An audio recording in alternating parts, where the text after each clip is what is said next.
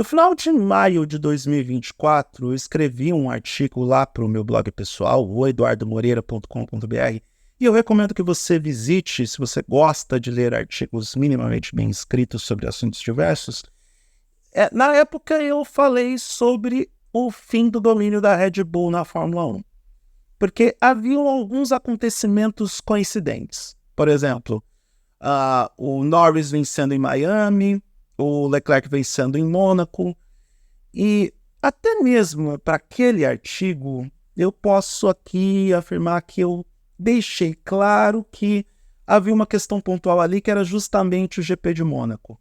O Leclerc venceu ali por uma circunstância totalmente anormal, ele estabeleceu a pole no sábado, porém, com o incidente na largada, todo mundo pôde trocar de pneus por conta da bandeira vermelha, e os 10 primeiros colocados fizeram isso, colocaram pneus duros e foram até o final da corrida, e dessa forma ninguém passou ninguém e o Leclerc venceu.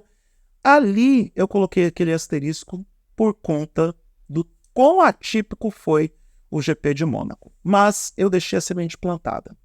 Será que era o início do fim da Red Bull tal e como conhecemos? Então, meses se passaram, nós estamos no final de agosto.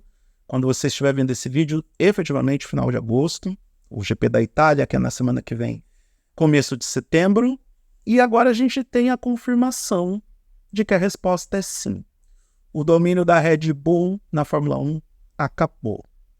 Ela não tem mais o melhor carro do grid, quem está com o melhor carro é a McLaren, e Max Verstappen não é o Super Saiyajin nível 4 que as pessoas inventaram. Tá, eu vou me corrigir, calma, não precisa ficar bravo comigo, fã de Verstappen. Os fãs do Verstappen que vêm nesse canal, eles ficam me xingando porque eu falo mal dele.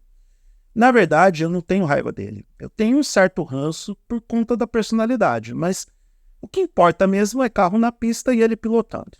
Como piloto, ele é o pai da matéria. Ele é o baita piloto. Quando terminar a trajetória dele na Fórmula 1, a gente vai poder dizer que testemunhou um dos melhores pilotos da história da categoria. Se ele vai ser o melhor da história, não sei se isso é verdade. Pelo menos por enquanto não é. E se não fosse o Verstappen pilotando essa Red Bull, que tem muita gente de forma injusta chamando de carroça, essa mesma Red Bull estaria em problemas ainda maiores do que já está. É por causa do Verstappen que a Red Bull ainda tem uma chance de disputar o campeonato de construtores. Campeonato esse que eu posso dizer com uma tranquilidade enorme que é da McLaren. A McLaren vai vencer o campeonato de construtores de 2024, não só porque tem o melhor carro agora, mas porque terá o melhor carro até o final da temporada. E isso está atrelado a tudo o que aconteceu com a Red Bull desde o começo do ano, desde antes da temporada começar até agora. É claro que a gente não vai se esquecer do Horner Gate. De tudo que o Sr. Christian Horner produziu na Red Bull, que envolveu Helmut Marko, mensagens inapropriadas para funcionários, a tentativa de ficar com uma equipe só para ele, conversando lá com o proprietário da parte asiática da Red Bull. Tudo que o Horner fez está se refletindo agora na Red Bull. E teve como consequências os outros episódios que nós testemunhamos, e os dois principais, na minha opinião.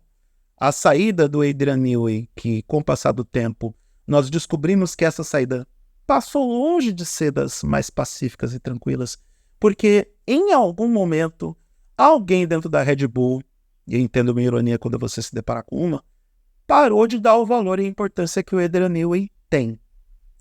Esse cara é um dos maiores engenheiros da história da Fórmula 1, se não for o maior projetista da história da categoria, superando Colin Chapman. Porque esse cara tem vários títulos mundiais com a sua assinatura, com carros que têm a sua assinatura. Aliás, a McLaren, que pode ganhar o título de construtores, teve o último grande carro campeão assinado por Adrian Newey, que, por sinal, também foi desvalorizado pela Williams e acabou saindo da equipe britânica para justamente para a McLaren. E olha só o que virou a Williams depois que o Adrian Newey saiu de lá.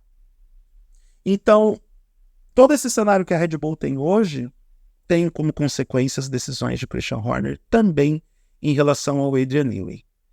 E a saída do Jonathan Whitley, um cara que era invisível para os grandes fãs do Verstappen ou da Red Bull, para essa galera que chegou com o Drive to Survive e que não conhece os meandros da categoria e não conhece a fundo todos os seus personagens. Nesse ponto, eu agradeço a evolução da cobertura jornalística da Fórmula 1, porque dá luz para esses coadjuvantes de luxo que a categoria tem. Lá na década de 90, a gente mal sabia da existência do Frank Williams e do Ron Dennis na McLaren. E é isso. A gente não sabia dos bastidores da Ferrari, a gente não sabia o que era aquela casa italiana que mais parecia uma macarronada no domingo na casa da avó. Então, Jonathan Whitley, outro cara que importantíssimo para a história da Red Bull, está na equipe desde o primeiro tijolo, assim como o Christian Horner está, e esse cara saiu para seguir outros caminhos e ele era o número 2 na equipe. É muita gente boa saindo da Red Bull e muita gente boa saiu da Red Bull por causa do Christian Horner. Eu não morro de amores pelo Helmut Marko. Eu não concordo com as visões de mundo que ele tem, eu não concordo com a forma como ele se expressa, eu não concordo com essa visão arcaica que ele possui em relação às coisas, até mesmo não concordo com o absurdo que ele disse que, a McLaren tá tão rápida quanto a gente, ou já passou a gente, e o Norris pode ganhar o título. Acho que a McLaren vai derrotar a Red Bull nos construtores, mas o tetracampeonato do Verstappen, ele tá cristalizado. Acho que ele só perde se ele desistir. Se ele quiser ficar em casa jogando o iRacing, ou se ele quiser ficar mais tempo com a filha do Piquet e a pequena P, a neta do Piquet. Em condições normais de temperatura e pressão, o Verstappen não perde o título de pilotos. Porém, o Helmut Marko tem um ponto. O tempo mostrou que talvez o lado mais correto da disputa entre ele e o Horner fosse justamente o do Helmut Marko. Porque o que o Christian Horner fez com a Red Bull é algo quase inacreditável. A melhor equipe do grid, uma das forças mais dominantes da história da categoria, a equipe que teve o carro que, nas estatísticas, foi o carro mais dominante da história da categoria, deu para trás de uma tal forma, peidou na farofa, espalhou a farofa de uma forma inacreditável. É só você pensar nos números da vitória do Norris no GP da Holanda. Foram mais de 22 segundos de vantagem. Dava tempo para o Norris parar nos boxes, colocar pneu macio na última volta e fazer a melhor volta da corrida antes de cruzar a linha de chegada na volta final. A humilhação foi tão grande que o Norris nem precisou fazer isso. Ele estabeleceu a melhor volta da corrida, com pneus duros e gastos. E ainda assim conseguiu a melhor volta e o ponto extra. Então, esta derrota, esta humilhação, esse massacre que a Red Bull teve na Holanda decretou o fim do domínio da Red Bull na Fórmula 1. Isso é fato consumado. Esse falatório não vem de alguém que eventualmente tem as suas coisas contra o Christian Horner, o Max Verstappen, o Helmut Marko, ou o domínio que a Red Bull estabeleceu desde 2022 na categoria. Não tem absolutamente nada a ver. Eu estou fazendo os meus comentários baseados nos fatos apresentados. Todo mundo está vendo que a Red Bull deu para trás. Todo mundo está vendo que a Red Bull perdeu desempenho. E todo mundo está vendo que os seus adversários avançaram. A McLaren avançou, tem o melhor carro. A Ferrari já estava chegando. A Mercedes conquistou vitórias em 2024. Tudo isso está acontecendo como fatos apresentados. E para os fãs de Max Verstappen, eu tenho uma palavra de consolo e uma palavra de alerta. Qual que vocês querem ouvir primeiro? Bom, vamos para de consolo.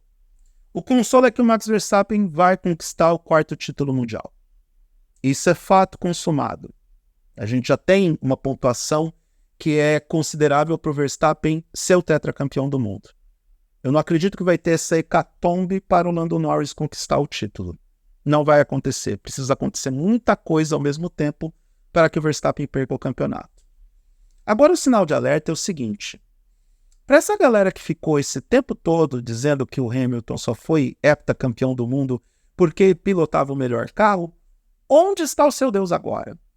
Porque Max Verstappen não tem o melhor carro e está 5 provas consecutivas sem vencer. E digo mais, no caso da Holanda, não chegou perto de ter a chance de vencer a corrida.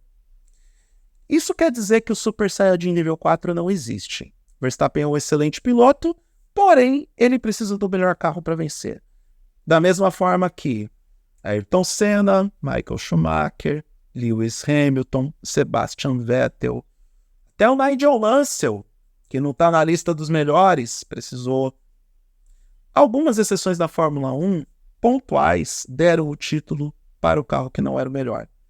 Não é o caso do Max Verstappen. Historicamente, ele precisa do melhor carro para vencer.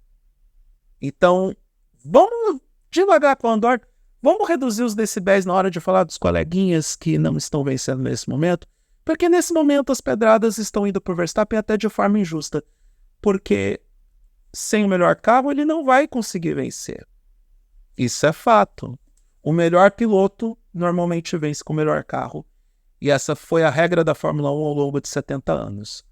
Para quem só está assistindo a categoria a partir de 2014, 2015, ou desde que o Verstappen chegou na categoria, aprenda uma lição histórica. O melhor piloto vence com o melhor carro.